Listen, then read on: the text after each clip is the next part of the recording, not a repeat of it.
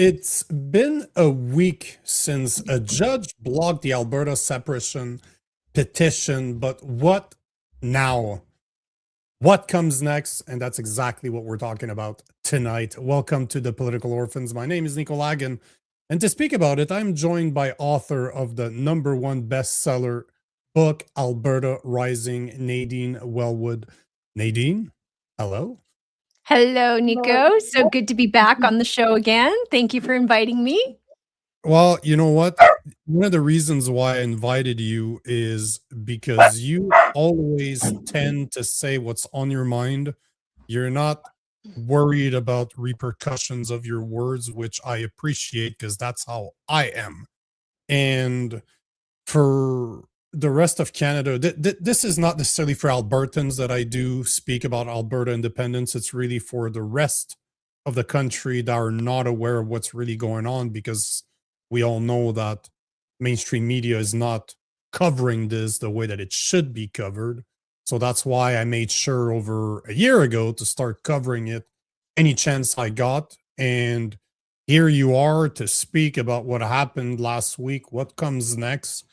And I have a few questions for you that go right into your specialty of what you're always talking about. But let's start at the beginning. So a week ago, an Alberta judge blocked the separatist petition calling for a referendum. In the ruling, Justice Leonard wrote, "As a matter of logic and common sense, there can be no doubt that Alberta's secession from Canada will have an impact on two treaties signed in the 19th century with First Nations people and the Crown. Despite the clear impact separation would have, no consultation occurred," Leonard wrote. "Alberta breached its duty to consult with the applicants." What does consultation actually mean in this context? Because it is not explained. Well, I think the first thing you have to recognize is that there was nothing to consult on. So the government is not initiating this referendum question. It was a citizen initiative. So it's come from Albertans directly themselves to petition the government to have a referendum, to ask the question. So I think the judge is overstepping the bounds of, I think, what is involved here, or misinterpreting or misunderstanding their role in this, especially as it relates to consultation, because there's nothing to consult the Indigenous on. You don't have to ask permission to ask Albertans a referendum question. And this is, I think, where things went really wrong, is she's made a ruling, or sorry, they've made a ruling based upon this idea that somehow we're breaching treaties and there was no consultation. But average everyday Albertans don't need to consult anybody to petition their government to ask a question of Albertans. Shouldn't the consultation, either way, in this case, exactly as you're explaining it, we're not talking about a legislation decision.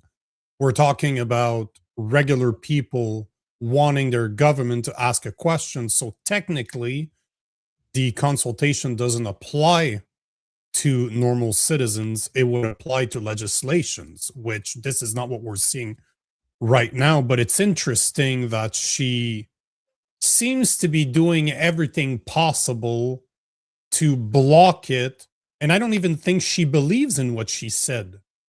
But Jason Levine was on the show last week, and he said something very interesting, and I'm curious to see what you think. But in his opinion, he has no proof of what he's saying. That's just his opinion.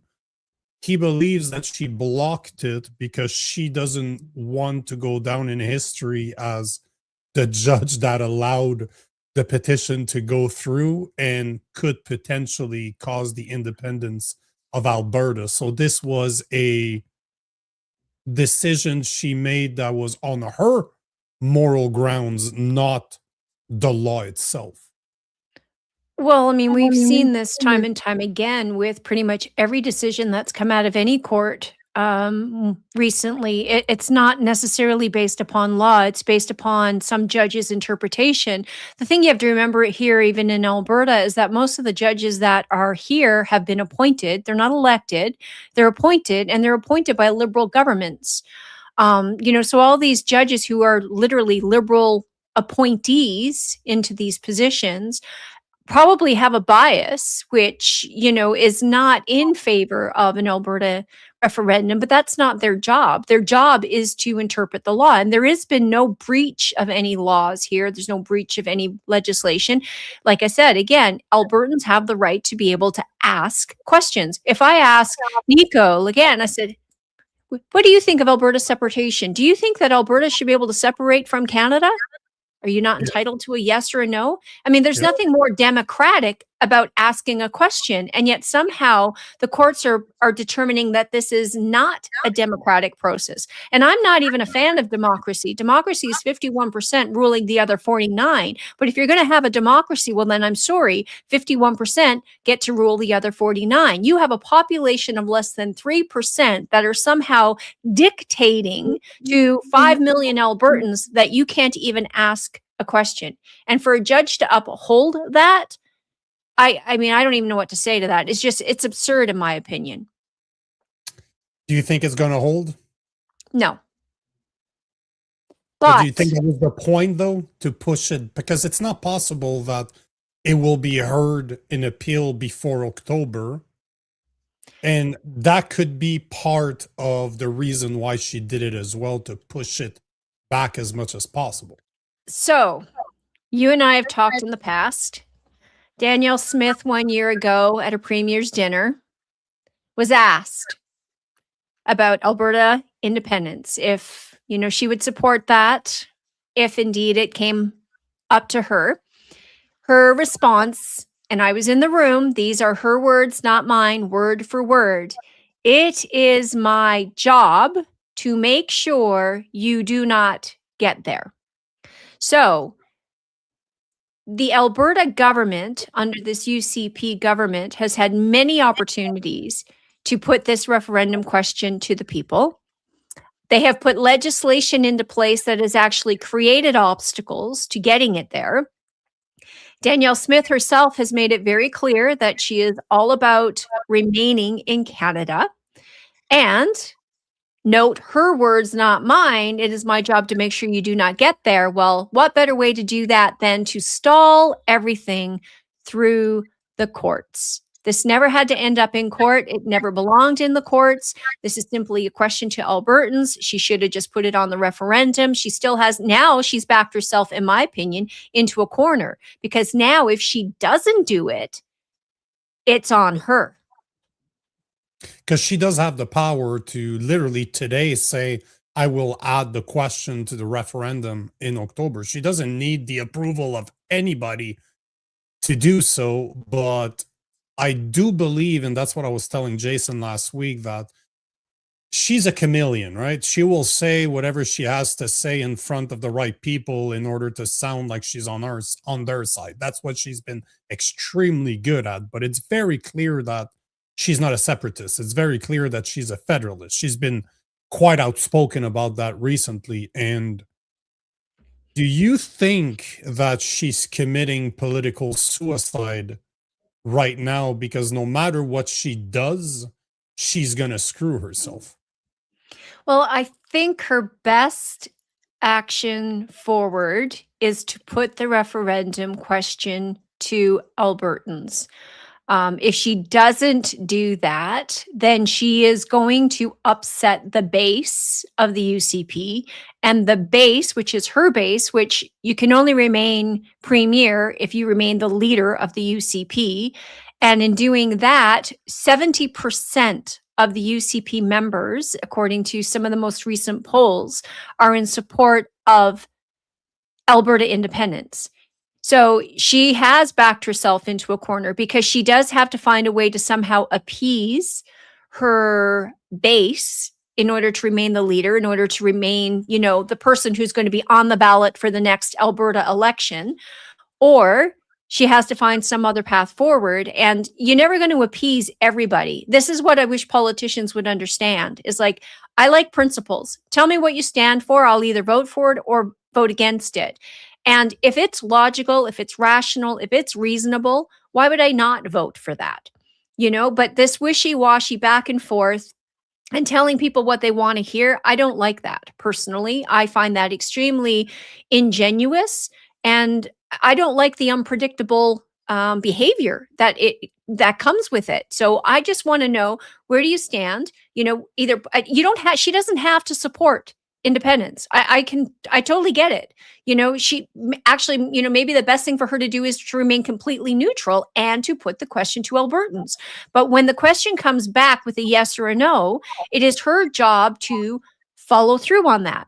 Now, the one thing that Danielle Smith has done that, for me, whether she came out tomorrow and said, yes, okay, I'm going to support independence, or no, I'm not, is somewhat irrelevant. I don't trust anything she says anymore.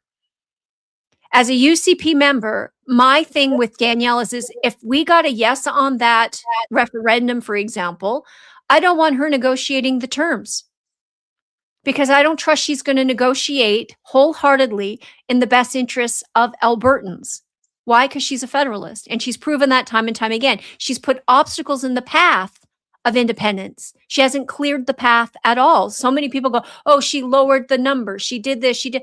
No, these are all little things. And this whole idea of treaties, that was added into the Referendum Act, added into the Citizens Initiative Act. That is a provincial requirement that has been added under her government. So she has added obstacles that weren't there.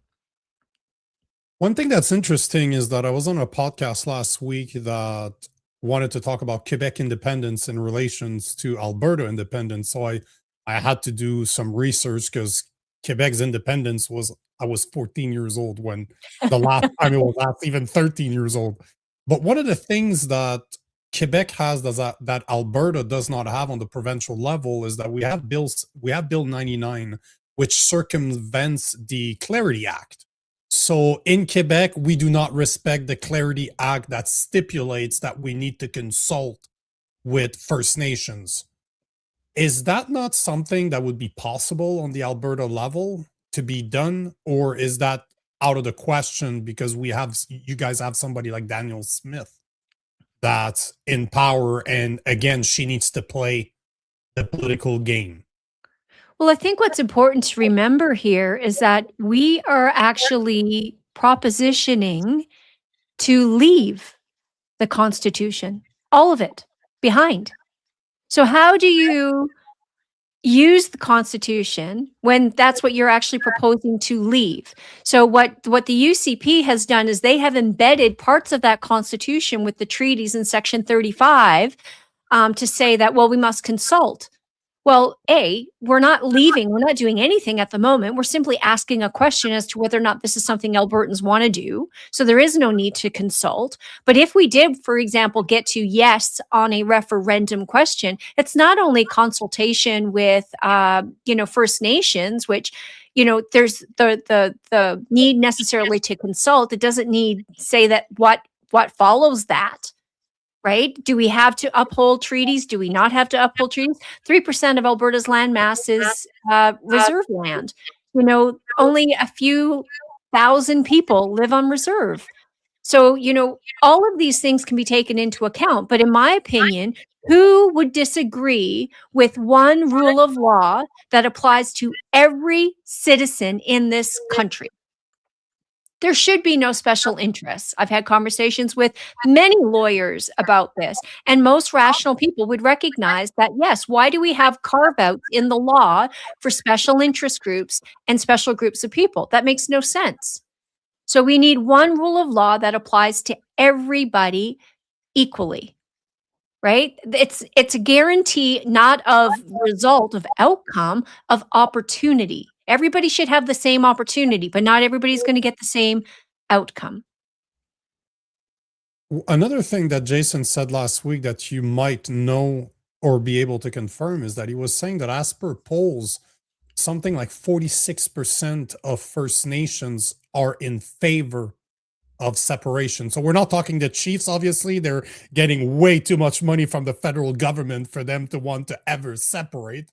But we're talking about regular First Nations, almost half of them, as per polls, obviously, trust the polls as much as you want, are in favor of separation. And one of the things he was saying that would be a very interesting way forward is if a First Nation group, just regular people, would start a petition. Woke judge couldn't fight it.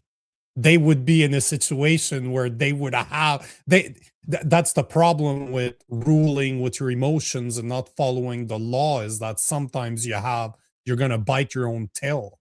And I agree with him. It would be very interesting to see a First Nation group start a petition. I wouldn't be surprised if this time it would carry even more signatures, because now the separatist movement are pretty pissed off at what's going on. But do you think that's a possibility as a way forward to have a First Nation group start a petition? Well, here's the thing, and there's two comments here, because I'll go back to your Quebec comment too, which I didn't really fully answer, I guess. But when it comes to the chiefs, I mean, they have received hundreds of millions of dollars of funding, and they still receive billions of dollars of funding each and every year. And yet you still have people living on reserves that don't have clean drinking water. Like, where's the money going? There needs to be accountability. The chiefs don't always speak for the individuals living on reserve and for all Indigenous peoples, right? Ask Leighton Gray what he thinks about that. You know, Leighton is he starts many of his presentations with, "Hi, I'm Indian number da da da da da." And I mean, this is how the government sees people, right? You're nothing but chattel, property, you know, that's owned. You're assigned a value based upon what they think that they can extract from you, really. And so with that, you know, if they chose to do this, I think it's wonderful, just because, again, it's citizens saying we have a voice, we have a right to be heard. We're now propositioning our government to put forward a question. But I don't see that they should have any special weighting on a court decision over you and I or anybody else coming forward with the exact same question. Because again, one rule of law should apply to everybody equally. We're all one citizen, one vote in this province. And so why would we give special weighting, especially on voting? My goodness, like, if there's one area that needs to be very clear, cut and dry, is that it's one person, one vote. Right? And so with that in mind, why would you give any special weighting to, because they were Aboriginals who came together and the Indigenous populations of this tribe or this reserve? You know, thank you for doing it. Thank you for getting involved, be a part of it. But I'm sure many of those names are already on the petitions. Right? And so in going back to the Quebec question, because here's a couple of things about Quebec. When they did their referendum, they had political leadership, right, that supported the Quebec referendum. It came from the top and the bottom. Like right now we have a grassroots movement, but we don't have the political support for the movement. So that's a big sort of contradiction, or a big change and difference between Alberta and Quebec. And now you're seeing the referendum movement again come forward in Quebec, but Quebec never signed the Constitution. So Quebec never signed on to any of this. It often boggles my mind as to why Quebec gets so much when they themselves have not signed the 1982 Constitution. They never signed up to it. So why is it that, you know, and then look at how the media has treated Alberta, you know, those people who want a better life for them, their families, their children, in comparison to the 1990 referendum in Quebec. 1990s in Quebec, we were, please don't leave, we want you to stay. It was a totally different mentality. Now we got, Albertans, you whiners, you know, how greedy, you don't want to. And somehow Quebec, it was 50 plus 1%. They only missed leaving by like less than 1%. I think 54,000 votes, I think, is all it would have taken. And nobody was going to stop them. Even ask Carney to this day about Quebec independence, and you get a very different response than what you get when you talk about Alberta independence. And the media has been just absolutely highlighting the differences in how Quebec has been treated in Canada and how Alberta continues to be treated. You're pretty bang on, because in 1995, I have the numbers right here. In 1995, the referendum vote ended with 50.58% in favor of no, compared to 49.42. And so it's just over a percent, and it represented 54,288 votes. And Jacques Parizeau, the PM, the premier at that time, blamed it on the ethnic votes, which he wasn't wrong, because it turns out that 90% of Anglophones or allophones, so immigrants that don't speak either French or English, voted no. And you had something like 11% of the population in Quebec that could vote that were Anglophone or allophone. So that's a lot more than 50,000 votes. So yeah, you're absolutely bang on. And I want to get back to this in a second, because that's one thing I wanted to talk about, and I'm happy that you approached it. But I want to bring up something that you talk about all the time, and I don't get to speak about this. I never had the chance to speak about this before, but do you think that the judge's decision, considering that she's federally appointed, could have had anything to do with UNDRIP? Well, I think judges, are bought up through a system. They receive specialized training. You're seeing lawyers today, all lawyers, not just judges, but all lawyers who are being conditioned. Their ideas have been molded around this idea of DEI and special rights. UNDRIP in BC has certainly raised its ugly head. And, BC has made it provincial legislation. So it's one thing to have it at the UNDRIP level. It's another thing to have it at a provincial level adopted and accepted the way that British Columbia has. So whether or not, who knows what's going through her mind? I'm sure it certainly has an impact. But the reality is, if you look at across Canada and how we're treating Indigenous populations, we're giving them the right somehow, because they have some sort of special interest, to reject pipelines, infrastructure. Now we're treading all over property rights. That, someone's saying, Nadine, you don't have property rights, but this group over here has property rights. And it does beg the question as to where does all this lead?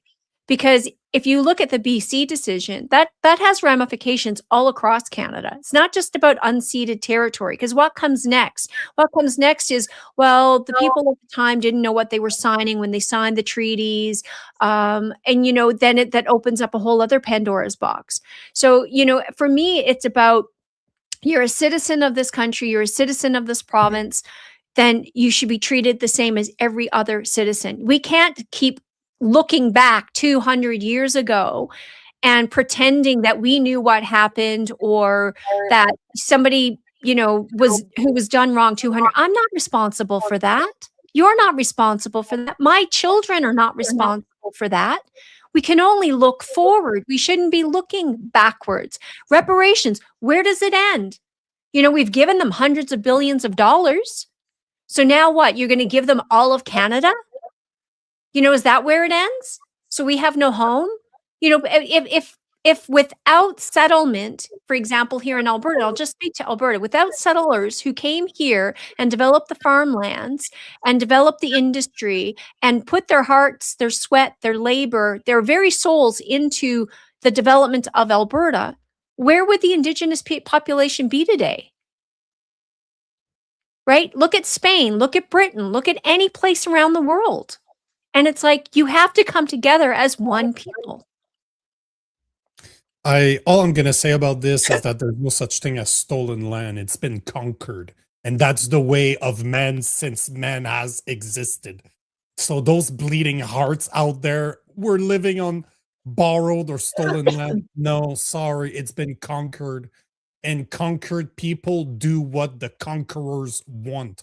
And I'm not saying that this what should happen right now, but I agree with you that one Canadian, one vote, no veto, no special veto rights for certain people over others. That needs to stop. That completely needs to stop. You mentioned something that as an outsider of the Alberta separatist movement, although I know a lot of people are part of it, but as an outsider, as somebody from Quebec, one of the things that kind of I find interesting, and I don't know that interesting is the best word, is one thing I find confusing about the Alberta separatist movement is compared to the Quebec separatist movement, because I know this, I was old enough to remember it. In Quebec, we have an election coming up on October 5th this year. The party that's head to head with the Liberal Party right now that's leading in the polls is the PQ, the Parti Québécois. They're represented by a guy by the name of Paul Saint-Pierre Plamondon, who has pledged that within his first term, he will ask the question, he will have a referendum. So in Quebec, we have a face of our separatist movement. But when I look at Alberta, I don't see one. I look all over the place. I see Mitch Sylvestre. I see Jeffrey Rath. I see David Parker. I hear about Keith Wilson.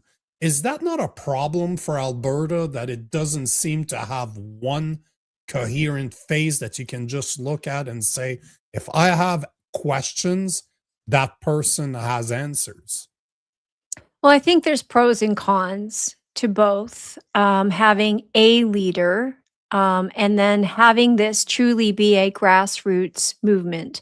And so, in my opinion, there should be multiple leaders. I think the challenge I have personally is with those people who have been out front right now.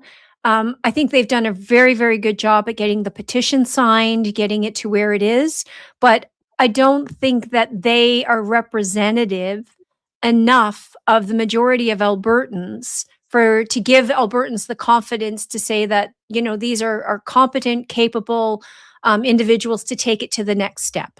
And I think so at some point, what I would really like to see is more professionals, more people, and not that Jeffrey Rath is not a professional, but Jeffrey Rath has had outbursts. Some of the language that Mitch Sylvestre has used has been really spun around and used against him as far as immigration and things go. So I think it's important to understand what you're moving towards, and they're not painting a vision. It's coming across as very angry. Albertans been done wrong, and they're not wrong. But it's like people now are looking and will look more towards, what does a new Alberta look like? We can't hang on to what Canada was and what, we currently have. That's the problem. Alberta has just as many problems as Canada does. We have to purge the Canada, for lack of a better word, and to steal that from Professor Party. We have to purge the Canada out of Alberta. And what does that look like? That means we're starting all over again. The reason I wrote the book, Nico, as you know, is because if I gave you a blank sheet of paper and said, okay, we're going to start from scratch, what do you want to see? Most people wouldn't even know where to begin. Right? Now, in the book, there's ideas that I don't even suggest we do, but it's meant about bringing more people into the conversation so that we can say, okay, if this were to happen, what would it look like? We need to have a constitutional convention. And here's the thing. When the United States declared independence, it was 11 years later before the Constitution was drafted. This is something people don't know. And those people who are demanding, I want all the answers now, you're not going to get all the answers now, nor do you want all the answers now. This is a process. We need to declare our independence, and then we have to step by step work our way through the process of identifying what it is exactly that we want to be and to become, right? And so, you don't want somebody else telling you that, in my opinion. I think you want to hear a lot of different ideas from a lot of different people, and then you want to piece it all together. Now, is that going to take, but I think even that takes a committee of individuals. I work in the investment world. I, as one financial advisor, one chartered investment manager. I'm one mind, I have blind spots. There's things I don't know. Right? So you want to bring together, I think, in my opinion, a very strong committee of individuals from across different backgrounds, different professions, and you want to put them in a room and you want to hash out the big ideas. And then you want to put it to Albertans to decide. I completely agree. And a lot of comments are agreeing with you as well. It's just in my mind, and I could be wrong. That's why we're having the conversation right now. It helps to have a unified voice with a unified message, which it's hard to have when you don't have a specific leader, right? It's always that's the point I'm trying to make. As much as I understand the grassroots doesn't necessarily have a leader because the people themselves are leader, and I'm an individualist. I believe in the power of the people, not the power of the government. But at the same time, it's the unified voice, because how do you explain it? And again, I'm not talking to Albertans right now. I'm talking to the rest of the country that I'm trying to educate by having people like you on the show to speak to them as to what's really going on in Alberta. And from an outside perspective, it's very confusing for me to keep track of everything that's going on, because I have to look at like 5 different people and what they say and try to extrapolate, okay, which one am I supposed to listen to here? Am I listening to all of them at the same time? That's just confusing, at least for me as a third party. And you're not wrong. The message should be unified. And I've always said this. All the people that are out there right now talking about Alberta independence, every group needs to come together, sit down in one room and go, what is the message? We can at least agree on that. The things that we don't agree on, then we can kind of set aside and have the debate, have the conversation about those things, and that will come. But at least the message that's going forward to people should be a unified message. I don't think that we need to have a centralized control center as far as the messengers. So what's more important here, the message or the messenger? So sometimes when you put too much emphasis on a leader, and you see this with Pierre Poilievre in the Conservative Party, we put emphasis on a leader instead of on principles or on ideas or on the message, because you can easily take out a leader. And then what happens to the message? People think that the leader is the message, but it's not, right? The leader should just be the spokesperson for the message. And you can have more than one spokesperson.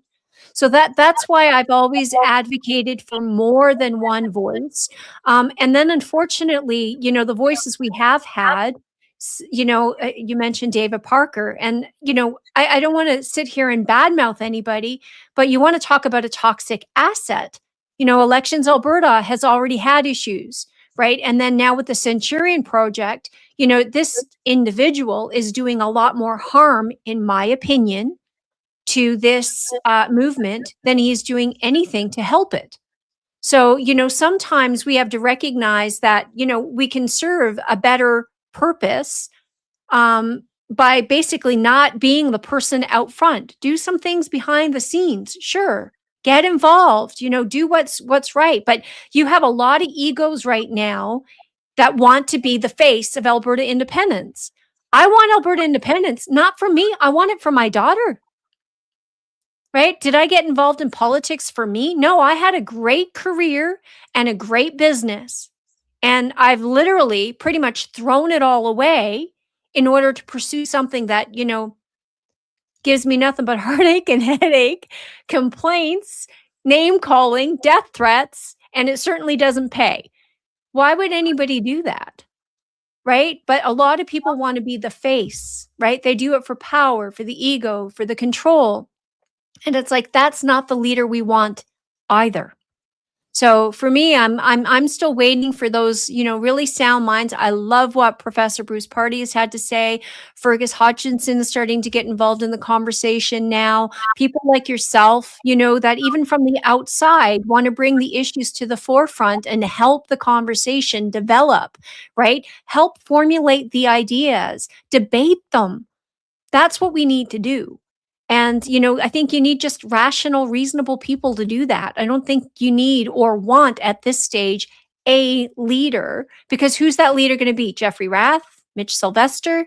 Again, do they attract the right people to the movement? Do we have enough support with those faces to get a yes on a referendum? I don't know. Maybe we do. Maybe we don't.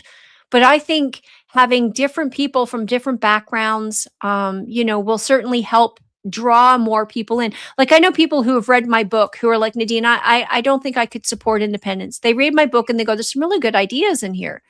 And then literally they come back a couple of days later or a couple of weeks later after they've thought about things, and they go, we really don't have a choice, do we?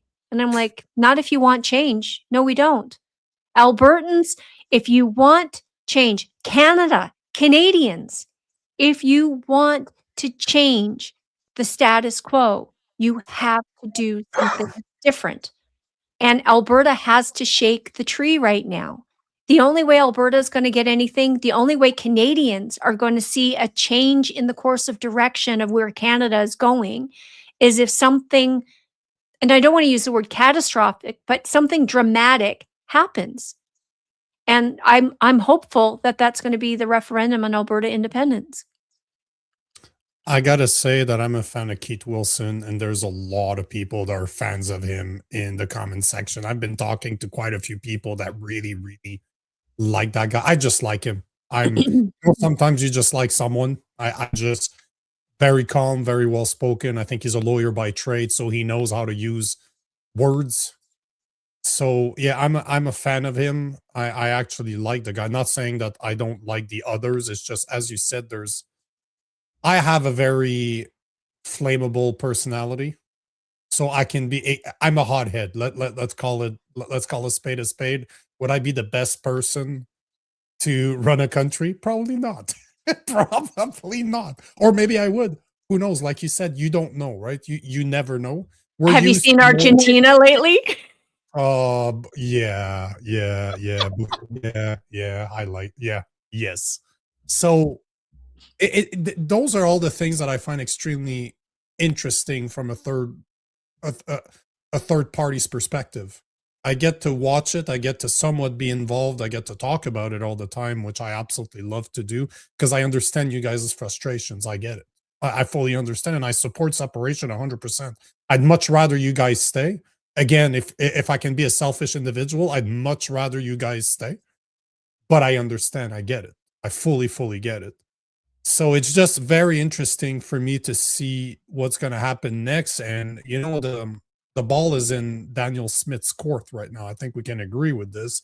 They're, from the news that I was seeing today, they were meeting today, like her caucus or her party, the UDP, the UCP is meeting today, and they're meeting tomorrow as well. And one of the things that they were talking about is the petition that already was passed. I cannot pronounce the name of the guy's last name, but they were reviewing. They gave him like 5 minutes today to speak about it, which is pretty interesting because he wants to keep Alberta in Canada, but his petition has what, 400,000, more than 400,000 signatures. So that's another way that Danielle Smith could use to put the name on the petition, saying, put the question on the petition, my apologies, to just, hey, look, we have a movement that wants to stay in Canada. So obviously both sides of the questions are interested in having the question asked.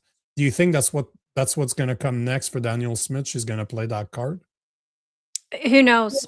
Honestly, I really don't know what she's going to do next. But the reality is, with Thomas's question that he's put forward, about Alberta staying, that's the status quo. You don't need to have a referendum on that, right? That it's ridiculous to think that you need to put that as a referendum question because it's not clear. right? What does staying mean? What does it look like? Everybody's 100% satisfied with the status quo. Even the people who want to stay within Canada, in Alberta, they will tell you they are unhappy with the current arrangement. The majority of them will. I'd say that if you petitioned every Albertan, I would be willing to bet 80 to 90% of them would say that no, things are not good. They should be different. We need to make a change. We need better terms, better arrangement with Canada. There's no doubt in my mind that the majority of Albertans would agree to that. Now, whether or not they choose or they would vote to leave, probably some of them would go, you know what, as bad as things are, I'm still Canadian and I'd prefer to stay. Right? But that doesn't mean that they agree with the terms and the status quo either. So, that's an unclear question, in my opinion. And because it represents the status quo, doesn't need to be asked. Asking the question that Alberta Free put forward, should Alberta leave Canada to become its own country? That's a very clear question. That's a yes, I'm signing on the line. Let's become an independent country, right? The question is very clear. And so the other thing too, I think if Alberta stays within Canada, nothing changes. Not only does nothing change for Albertans, nothing changes for Canadians. So Canadians, anybody right now who is dissatisfied with the status quo of Canadians, of Canada, of all this global climate change, anti-productivity, anti-growth, mass immigration, all of those issues. This is just enabling bad behavior is all it's doing. Because Mark Carney, the Liberals, Canada, the federal government is just going to continue down the path that it's already going. So by Alberta leaving, it actually gives every Canadian a chance to hold up the mirror and go, look at what you're doing. Look at the policies. You've pushed your economic engine completely out of the country. Quebec is unhappy. Find me a province right now that is truly happy with the federal government. And you know what? None of us are standing up to say, hey, except for Alberta, we've had enough.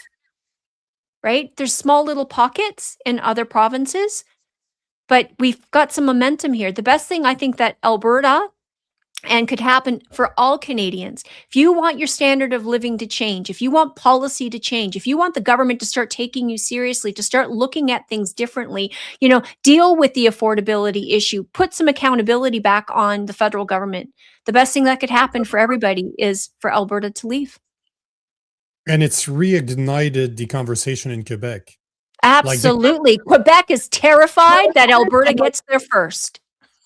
Well, again, I'm going to give credit to Jason Levine on that one, because that was him that mentioned it. And that kind of blew my mind, because he did not necessarily see the petition being pushed back in the future as that bad of a thing, because adding something like a ninth question on the referendum questions in October kind of dilutes the question of independence. So in his mind, it's like, I'm sure he would like it earlier than later, but he was saying that, can you imagine if it's pushed and we have an election in October in Quebec? Can you imagine if the question is asked on the same day in both provinces, because they've been talking to each other? Plamondon has been interacting with the independence movement, and they're not stupid. They're trying to align behind closed doors. So imagine if, man, I don't like using that expression, but imagine that they came out of the closet and admitting that they're having an affair between Quebec and Alberta's independence, and they would try to make it happen at the same time. That would make a very, very compelling story. Well, what would be really interesting, the timing for me is interesting now at this stage. I think Danielle Smith originally had hoped that she could just time this out, that it would go away, it would peter out. And that is not what's happening. And I don't think that is going to happen. I think it has way too much momentum and there's way too much support. So whether the referendum question happens in October, if it happens at another time, I don't think is so necessarily critically important right now. but I think what is critically important is that the movement continues to step on the gas.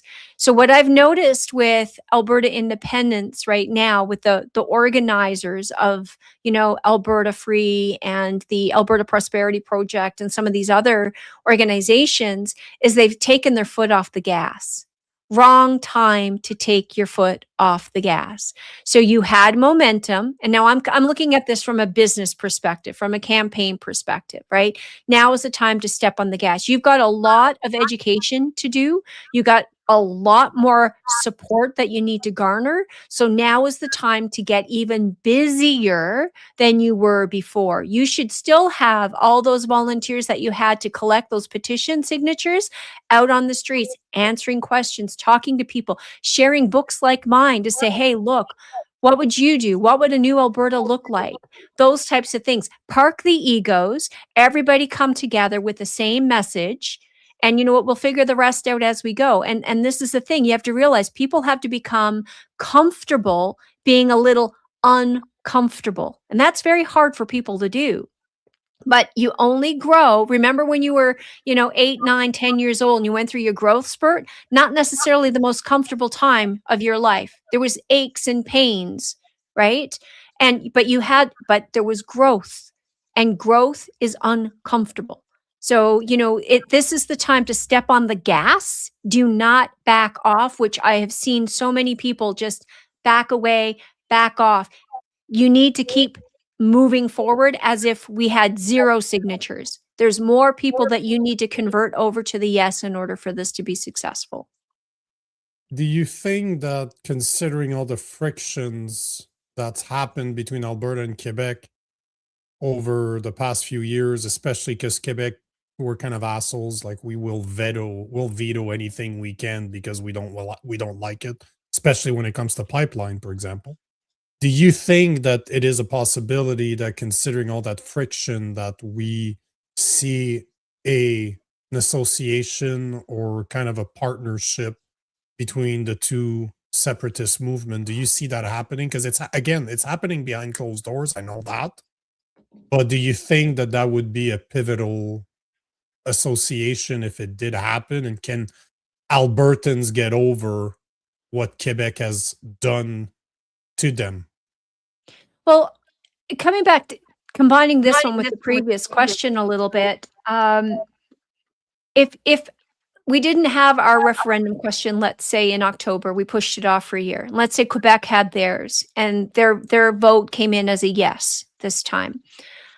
I think you would find more Albertans would actually go, well, if Quebec is leaving, we definitely need to leave. I think you would find more support for Alberta independence. So, there might be an advantage to let Quebec literally lead that charge first. But here's the thing. The question I would put back to you is, what is the role of a premier? The role of a premier is to represent their province and its citizens in the best way possible. So I don't think Albertans, even though we may not necessarily like the way that we've been treated by Quebec, I think we can all honestly look in the mirror and say, Quebec is looking out for itself. And is that not what Quebec should be doing? Is that not what Danielle Smith should be doing? Right? We have oil in the ground here. We need to get it out. We got to get it to Tidewater. We got to get it to a market. Right? It is her job to push for that. It is her job to ensure that her citizens, have opportunities. Right? So don't be the obstacle. Get out of the way. So, when I look at people who talk about, well, Quebec treats, Alberta badly. Quebec treats everybody badly in everybody else's eyes. But in the people of Quebec, they look at it and go, well, our premier and our politicians stand up for us, right? So, it's all a matter of perspective. And personally, I have a lot of respect for what Quebec has done. I think Alberta and the rest of the provinces should take, a couple of notes and start doing what Quebec does, right? Because they're the only ones who make the demands. Nobody else is demanding. That's a very interesting point. As a Frenchie from Montreal, I never thought about it that way. That's very interesting, because I've always thought we were kind of assholes, which I think we are still. I know for myself, I'm an asshole. I know that. But it's interesting. I never thought about it this way, where Quebec does have a lot of demands, and they get what they want because they ask for it. But you don't see other provinces doing it. That's very interesting. I've never thought about it this way. That is very interesting point. Very interesting point. And I'm going to take one comment here because Claire Robitaille obviously is from Quebec with a name like that. At least her name is French. She's saying that the CAC, the people that are in power right now, do not stand up for Quebec citizens. I would agree with that. But I think you're also referring to the fact that we do have a federal party that just represents Quebec in the Bloc Québécois, right? So that's probably something that you're referring to. Even on the federal level, we are represented provincially. Absolutely. So again, what is the role of your premier? What is the role of the Bloc Québécois? You guys have, political representation that fights. You don't see that. It's very different in the other provinces, right? So, I mean, and I'm not saying that it can't happen. Danielle Smith right now, some people would argue that she's, doing that. And to what effect is a different story. But how do you wrong a province for standing up and fighting for what it wants? That's its job. The federal government should not have the power to tell a province how it's going to use its resources. It's just wrong.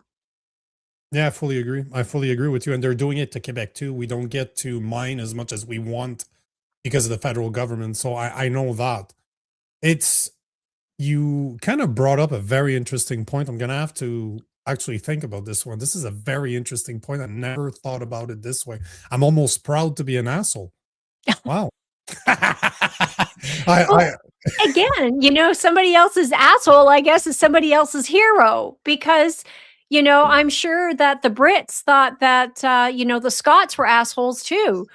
But it's a matter of perspective. So, for me, I always try to find not the silver lining, but, the first step of any negotiation is to understand what the other side wants. Right. And that's the one thing that it seems the federal government has done is it doesn't care what Alberta wants. It doesn't care what Albertans want.